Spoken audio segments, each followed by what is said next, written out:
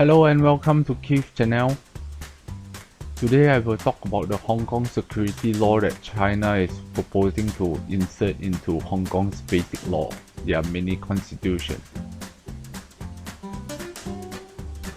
First off, I would like to state that we should give the benefit of doubt to China's central government. National security law is nothing unique or extraordinary. Most countries have it. In fact, it is an anomaly that Hong Kong doesn't have it. Furthermore, pursuant to Article 23 of Hong Kong Basic Law, a national security law is to be implemented to outlaw treason, secession, sedition, and subversion against the Central People's Government. The hoo-ha currently is simply unfair to the Chinese central government. In the past 20 plus years, China has governed Hong Kong well, and Hong Kong reaped the benefits of spectacular economic growth, so much so their per capita income is top 20 in the world, though their median income is still quite low.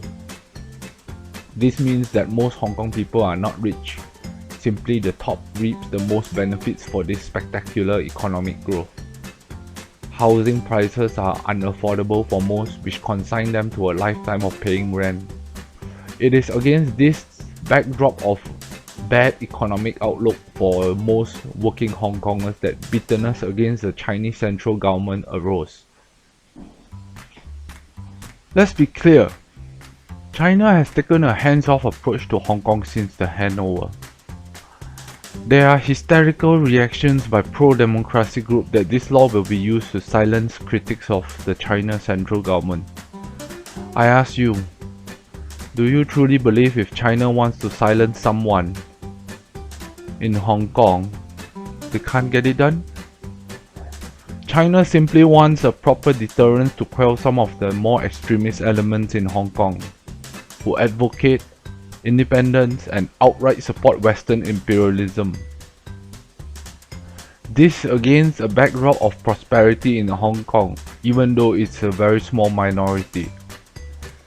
I say, Hong Kong could use a dose of socialism to make sure most people own their homes like Singapore has achieved.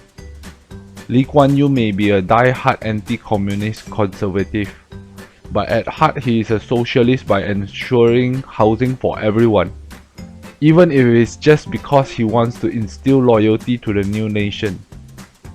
Housing being one of the biggest headaches in life is solved by Lee Kuan Yew's housing policy that smacks of socialism.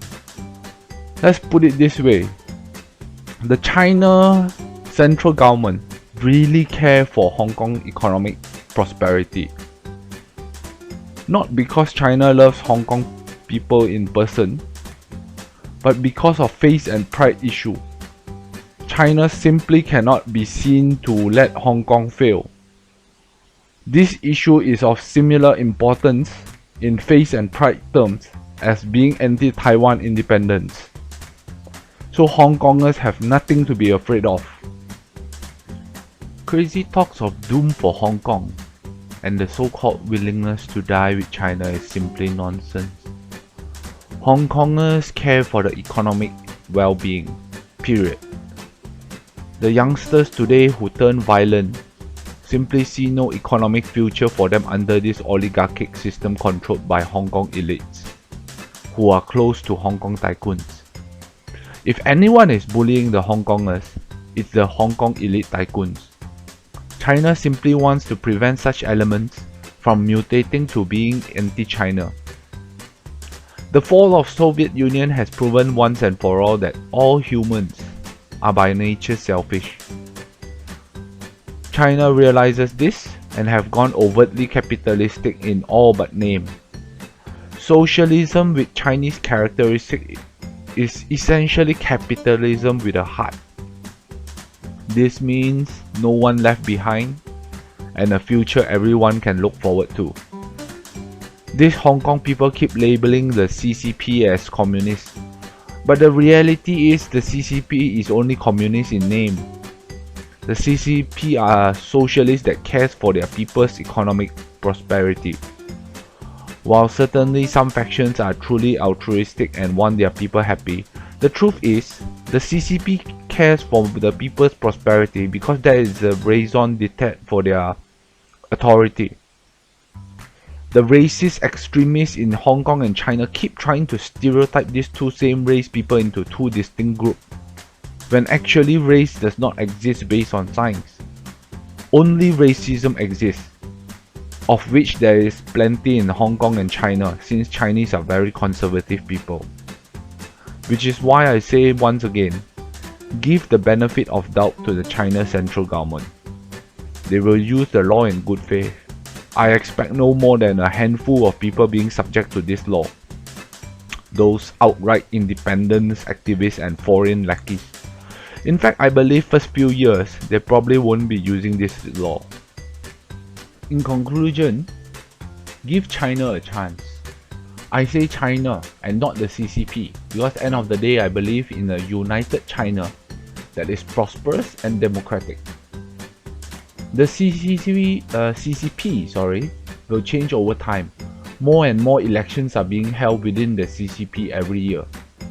By 2050 I believe there will be at least a layered election system for China with qualified suffrage at the minimum.